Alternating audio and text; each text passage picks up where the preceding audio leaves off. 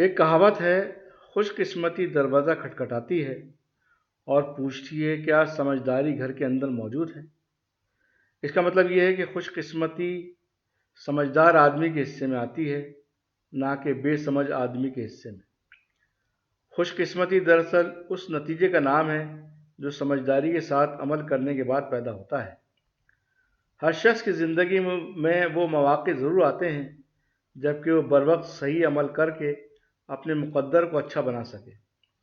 ہر شخص پر وہ لمحات گزرتے ہیں جو اس کی دانش مندی اور اس کی قوت عمل کا امتحان ہوتے ہیں، مگر یہ مواقع ہمیشہ اچانک آتے ہیں۔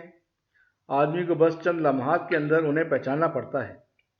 جو شخص ایسے مواقع پر سمجھداری اور قوت فیصلہ کا ثبوت دے وہ کامیاب رہتا ہے، اور جو شخص سمجھداری اور قوت فیصلے کا ثبوت نہ دے سکے وہ ناکام رہتا ہے۔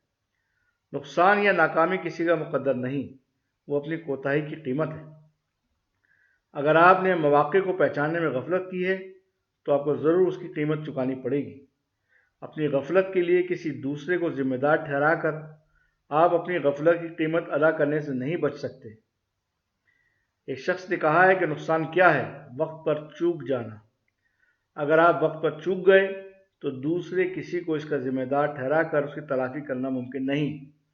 آپ بہت سے لوگوں کو زمانے کی شکایت کرتے ہوئے پائیں گے۔ وہ کہیں گے کیا کریں، ہماری قسمت ہی بری ہے، یا یہ کہ مقدر نے میرا ساتھ نہ دیا ورنہ میری کامیابی یقینی تھی۔ اس قسم کے جملے اگرچہ قواعد زبان کے اعتبار سے درست ہیں مگر وہ حقیقت کے اعتبار سے بالکل بے معنی ہیں، کیونکہ زمانہ کسی کا دوست یا کسی کا دشمن نہیں ہوتا، وہ ایک کے لیے بھی ویسا ہی ہے جیسا کہ دوسرے کے لیے۔ پال شرر نے کتنی عمدہ بات کہی ہے کہ آج کی محنت ہی کل کی قسمت ہے۔ آدمی جس چیز کو قسمت کا فیصلہ کہتا ہے وہ دراصل اس کی اپنی محنت کا نتیجہ ہوتا ہے۔ قسمت کے ترازو پر ہر آدمی کا انجام تل رہا ہے، مگر انجام کے پلے میں کسی شخص کو اتنا ہی حصہ ملتا ہے جتنا عمل کے پلے میں اس نے رکھا ہے۔ دنیا کے بازار میں عمل ہی ہر سودے کی قیمت ہے۔ یہاں جو شخص جتنا عمل کرے گا اتنا ہی سودا اس کے حصے میں آئے گا۔ ایک پرانی کہاوت ہے، کوئی موقع تمہارا دروازہ صرف ایک بار کھٹکھٹاتا ہے۔ اگر آپ کسی موقع کو استعمال کرنے میں ناکام رہیں تو اس کے بعد مزید غلطی یہ نہ کیجیے کہ کسی دوسرے کو اس کا ذمہ دار ٹھہرا کر اس کے خلاف شکایت کرنے بیٹھ جائیں۔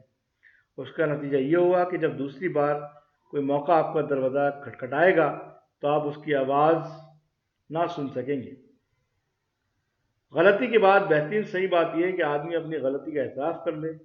کسی کا یہ قول بہت بامعنی ہے، آدمی اگر فوراً اپنی غلطی کو مان لے تو سستا چھوٹ جاتا ہے، لیکن اگر اس نے غلطی کو ماننے میں دیر کی یا غصے میں کوئی اور غلطی کر ڈالی تو یہ صرف اس کے جرم میں اضافے کا معنی ہوگا اور اس کے اوپر لگنے والے جرمانے کی قیمت بھی بڑھتی چلی جائے گی۔ اپنی غلطی کا اعتراف مسئلے کو فوراً ختم کرنے کی سب سے آسان تدبیر ہے۔ ایک فریق جب نرمی سے اپنی غلطی کو مان لے تو دوسرے فریق کو بھی فوراً نرم پڑ جانا چاہیے۔ غلطی کا اعتراف دوسرے شخص کے غصے پر پانی ڈالنے کے ہم معنی ہیں۔ ایک بات کہی گئی ہے کہ میرے دائیں ہاتھ میں عمل ہے اور میرے بائیں ہاتھ میں نتیجہ۔ حقیقت یہ ہے کہ عمل اور کامیابی دونوں باہم اس طرح جڑے ہوئے ہیں کہ ان کو ایک دوسرے سے الگ نہیں کیا جا سکتا۔ دونوں میں وہی رشتہ ہے جو بیج اور درخت میں ہوتا ہے۔ درخت اسی کے حصے میں آتا ہے جس نے درخت کے لیے بیج ڈالا ہو۔ اسی طرح کامیابی کا مالک صرف وہی شخص بنتا ہے جس نے اس کے لیے محنت کی ہو۔ آپ سب کی دعاؤں کا طالب وسیم احمد۔